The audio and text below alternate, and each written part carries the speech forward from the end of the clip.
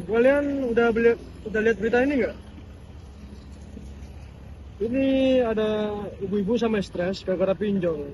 Utangnya cuma 1 juta, tapi ditagih sampai 10 juta. Iya, aku juga baca. Gila sih, bunga pinjol tuh gede banget. Sekalinya kena, susah banget lepasnya. Dan mirisnya yang kena justru orang kecil. Padahal mereka minjem bukan buat gaya, tapi buat bertahan hidup. Itu dia, makanya kalau kita lihat dari sisi ekonomi Islam, sistem kayak gitu nggak jelas prinsipnya, sama nggak sesuai sama apa namanya syariat Islam. Makanya di dalamnya itu banyak unsur-unsur yang dilarang. Riba gak sih? Iya, itu salah satunya.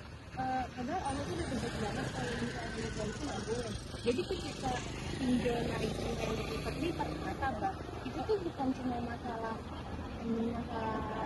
syariat doang, itu udah masalah moral. Iya sih, tapi kalau orang lagi kepepet terus butuh uang banget, kadang mereka nggak punya pilihan lain. Soalnya sistem konvensional tuh sering bikin orang terdesak. Itu dia, aku bahkan kepikiran ya, kenapa nggak semua sistem pinjaman itu dijadiin pakai konsep Qaulul Hasan aja. Itu tuh padahal tujuannya buat menolong doang gitu, nggak ada tujuan buat menyerang. Qaulul Hasan itu apa? Itu konsep dalam Islam. Jadi tuh orang itu ngasih pinjaman ke orang lain tanpa bunga. Jadi ketika dibalikin itu nominalnya sama yang pas dipinjemin. Nah, itu tujuannya tuh murni buat bantu dan bukan buat cari untung. Itu pahalanya besar banget karena Allah itu berjanji buat ngasih pahala yang besar buat orang yang mau bantu temennya. Ini yang disebut keadilan dalam sistem ekonomi Islam. Ekonomi Islam nggak menolak pinjaman sih, tapi menolak sistem yang menzolimi. Islam itu menyeimbangkan antara hak dan kewajiban, bukan yang satu kaya yang satu terzolimi. Berarti ini bukan cuma soal boleh atau enggak, tapi soal adil atau enggak ya? Benar, karena ekonomi Islam itu bukan cuma tentang uang, tapi juga tentang keberkahan dan gimana caranya uang bisa jadi alat bantu, bukan alat jerat. Tidak cuma itu, penagihan dalam Islam juga harus manusiawi.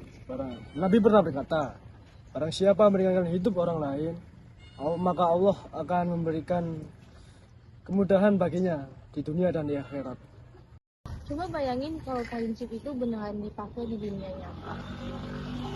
Pasti nggak ada orang yang stres karena ketagih hutang. Kalau semua lembaga kayak gitu, aku daftar deh jadi nasabah pertama. Nggak apa-apa kali, asalkan jangan lupa balikinnya aja. Islam ngajarin tanggung jawab juga loh soalnya. Iya, karena keadilan itu kan dua arah. Yang minjem gak boleh zolim, dan yang minjem juga gak boleh nindas. Dan kalau kita lihat lebih luas lagi, sistem ekonomi Islam itu berdasarkan maslahah atau kebaikan bersama. Bukan cuma sekadar keuntungan pribadi, tapi juga keuntungan bersama. Kayak konsep ekonomi berbagi ya, jadi semua orang tuh saling bantu, bukan saling tekan. Bener banget, kadang yang perlu diubah itu bukan sistemnya, tapi pandangan kita dulu. Soalnya ekonomi yang sehat itu bukan sesuatu yang bikin untung besar doang, tapi juga bikin hati tenang. Ekonomi Islam menolak sistem yang menzalimi seperti pinjaman online berbunga tinggi karena mengandung unsur riba dan ketidakadilan. Prinsip ekonomi Islam menekankan nilai keadilan, tolong-menolong, dan keberkahan, di mana transaksi keuangan seharusnya membawa manfaat bagi kedua belah pihak. Melalui konsep seperti Qaulul Hasanah, pinjaman tanpa bunga, Islam mengajarkan bahwa tujuan ekonomi bukan sekedar mencari keuntungan, tetapi juga menciptakan kesejahteraan dan ketenangan bagi masyarakat secara menyeluruh.